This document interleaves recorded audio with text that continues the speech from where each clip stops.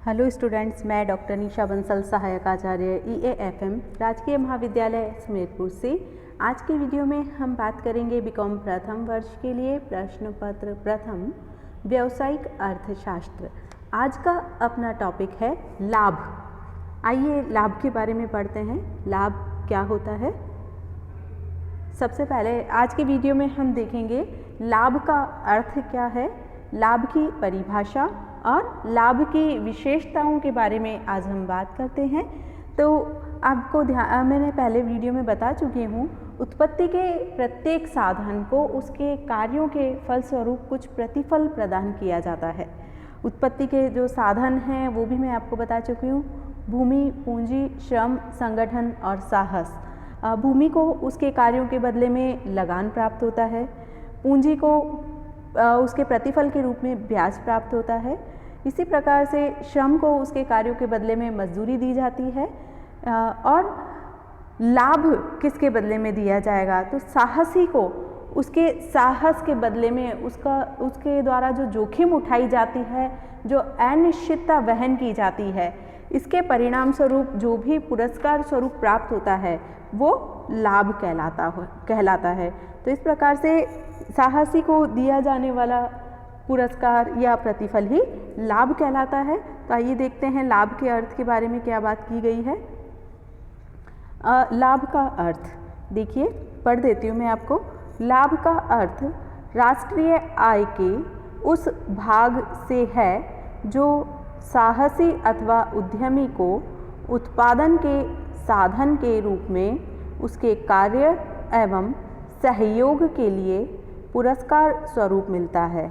अर्थात लाभ साहसी के कार्य का प्रतिफल है अथवा वह जोखिम, अतिरिक्तता तथा नव प्रवर्तन के लिए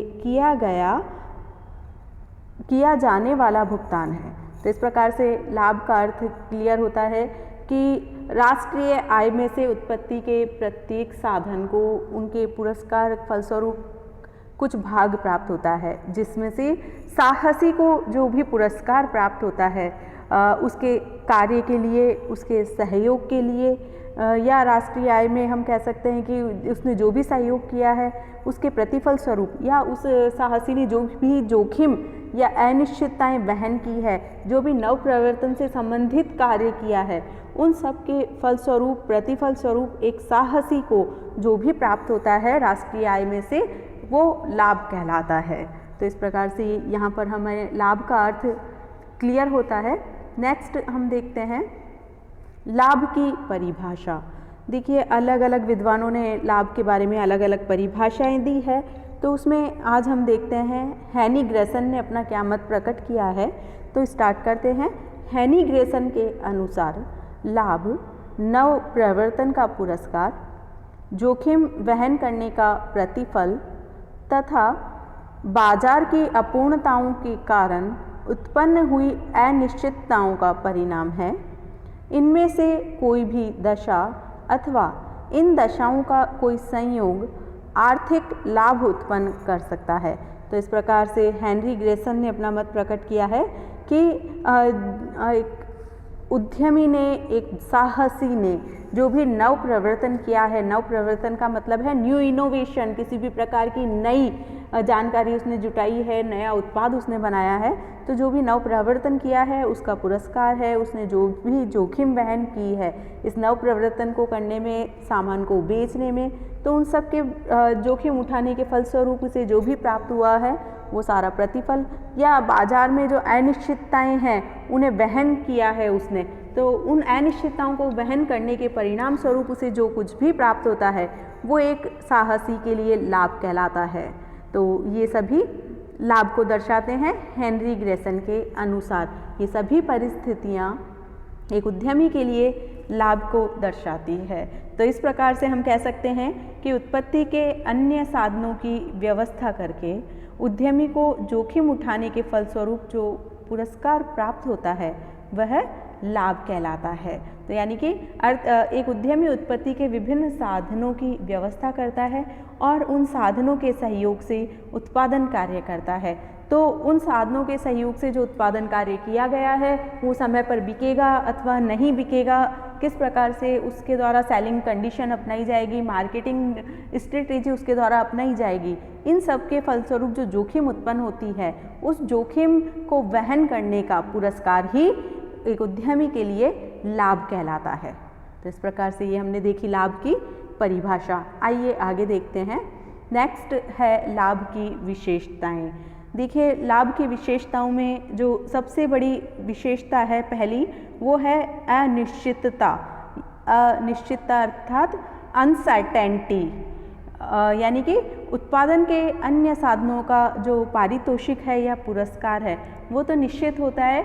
श्रमिक को कितना श्रम दिया जाएगा उसका पहले से डिसाइडेड होता है, पूंजी पर कितना ब्याज होगा, ब्याज की दर क्या होगी ये भी पहले से निर्धारित होता है, भूमि पर कितना किराया दिया जाएगा उस किराए की दर पहले से निश्चित होती है।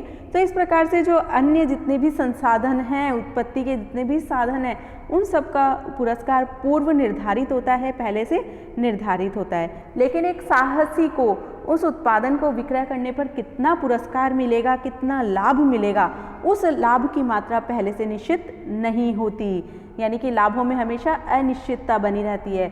हो सकता है उसने जो भी उत्पादन किया है वो समय पर विक्रय हो जाए अथवा नहीं बिके। व्यवसाय में कुछ इस प्रकार की परिस्थितियां उत्पन्न हो जाए कि मांग घट जाए या मांग में कमी हो सकती है, या किसी प्रकार के सामान में किसी प्रकार की खराबी हो सकती है, सामान मौसम के कारण या अन्य किसी कारण से खराब हो सकता है, सामान में किसी अन्य प्रकार की क्षति हो सकती है। तो ऐसी सिचुएशन में उद्यमी को कितना लाभ होगा अथवा लाभ होगा या नहीं होगा ये निश्चित नहीं होता। तो इस प्रकार से हम कह सकते हैं कि लाभ की सबसे बड़ी विशेषता है कि वो निश्चित नहीं होता। एक साहसी का जो पारितोषिक है, जो लाभ है, वो कभी भी निश्चित नहीं होता।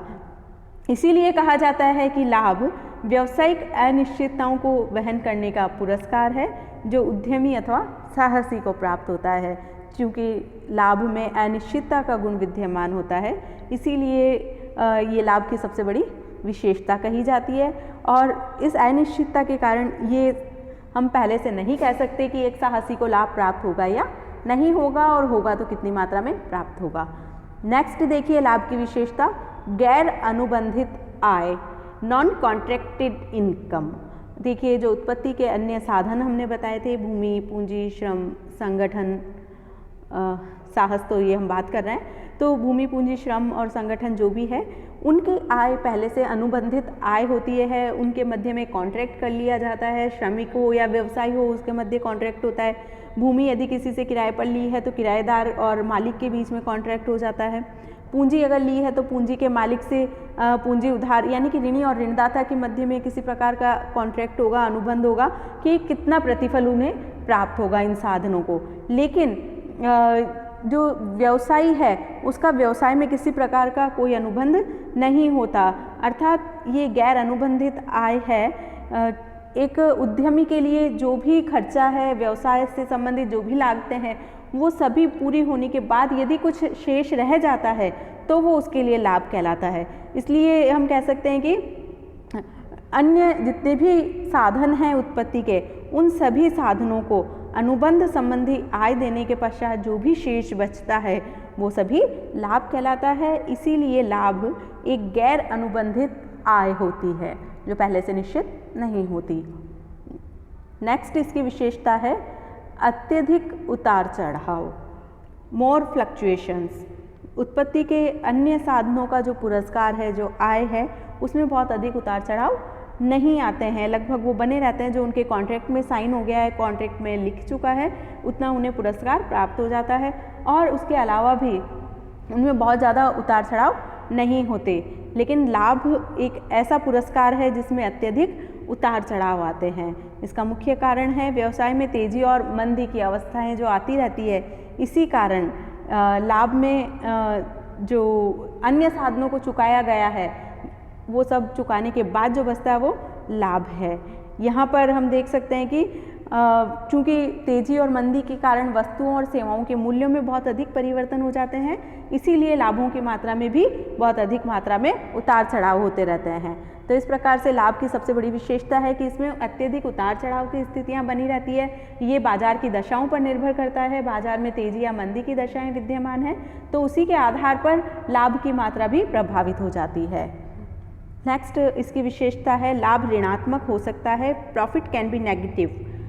देखिए, उत्पादन के जो अन्य साधन हैं उन सभी का पुरस्कार हमेशा पॉजिटिव होता है, लेकिन लाभ ऋणात्मक भी हो सकता है, नेगेटिव भी हो सकता है। ये लाभ की सबसे बड़ी विशेषता है कि साहसी को प्राप्त होने वाला लाभ ऋणात्मक हो सकता है। ऋणात्मक से यहाँ तात्पर्य है कि ये जरूरी नहीं है कि साहसी को हमेशा लाभ ही प्राप्त होगा, उसे लाभ के स्थान पर हानि भी हो सकती है। तो लाभ हम कभी ऋणात्मक भी हो सकता है, जबकि अन्य सभी साधनों का पुरस्कार हमेशा धनात्मक होता है। नेक्स्ट लाभ की विशेषता है पुरस्कार का पूर्ति पर प्रभाव, यानी कि उत्पादन के अन्य साधनों के पुरस्कार में कमी या वृद्धि होने से उनकी पूर्ति कम या अधिक अवश्य होती है। लेकिन यदि हम लाभ की बात करें तो लाभ की मात्रा और साहसी के मध्य में इस प्रकार के संबंध की कल्पना हम नहीं कर सकते जैसे अन्य साधनों में कर सकते हैं। अन्य साधनों के पुरस्कार में कमी वृद्धि होने पर उनकी पूर्ति पर प्रभाव पड़ता है, पूर्ति कम या ज़्यादा हो जाती है। लेकिन लाभ की मात्रा में कमी या वृद्धि होने पर साहसी की मात्रा में कमी वृद्धि होगी, इस प्रकार की संबंध की कल्पना हम नहीं कर सकते। नेक्स्ट विशेषता देखिए, लाभ को नवप्रवर्तन का प्रतिफल भी समझा जाता है। अर्थात जो न्यू इनोवेशन एक व्यवसायी करता है, उस न्यू इनोवेशन के नए आविष्कार के कारण उसे जो कुछ भी प्राप्त होता है वो उसका लाभ समझा जाता है। अर्थात जब एक व्यवसाय में जोखिम उठाता है, नवप्रवर्तन करने की जोखिम उठाता है, तो उसे जो भी अतिरिक्त प्राप्त होता है, लागतों के अलावा जो भी प्राप्त होगा वो उसको लाभ समझा जाएगा। नेक्स्ट देखिए, व्यवसाय की लाभदायकता को जांचने का आधार। एक व्यवसाय कितना प्रॉफिटेबल है, उसकी प्रॉफिटेबिलिटी कितनी है, लाभदायकता कितनी है, या वो माइनस में जा रहा है, पिछले वर्षों में उसका परफॉर्मेंस कैसा रहा है, इन सब को जांचने का मुख्य आधार है उस व्यवसाय के लाभों की मात्रा की गणना करना। यदि एक व्यवसाय के लाभों को देखा जाए गत वर्षों के आधार पर, तो हम ये कह सकते हैं कि उस व्यवसाय का निष्पादन कैसा रहा है, उस व्यवसाय की परफॉर्मेंस कैसी रही है।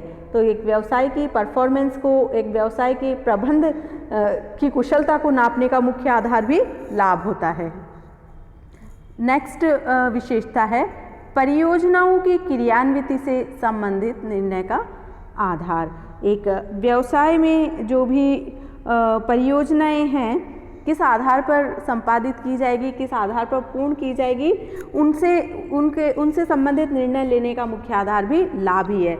यदि व्यवसाय में पर्याप्त मात्रा में लाभ होते हैं तो उस व्यवसाय के अंतर्गत जितनी भी परियोजनाएं लागू की जा रही हैं उन्हें आसानी से कंप्लीट किया जा सकता है। यदि व्यवसाय हानि की स्थिति में है तो नई परियोजनाओं को ना तो लागू किया जाना संभव होता है और ना ही जो वर्तमान परियोजनाएं चल रही हैं उनको पूर्ण किया जाना संभव होता है। तो एक व्यवसाय में उससे संबंधित जितनी भी परियोजनाएं हैं उनके क्रियान्विति से संबंधित निर्णय का आधार भी लाभ ही प्रदान करता है। तो इस प्रकार से हमने देखा कि लाभ का अर्थ क्या है, लाभ की परिभाषा क्या है और लाभ की विशेषताएं कौन कौन सी होती है। इसी के साथ आज का अपना ये टॉपिक यहीं पर समाप्त करती हूँ। Thank you very much.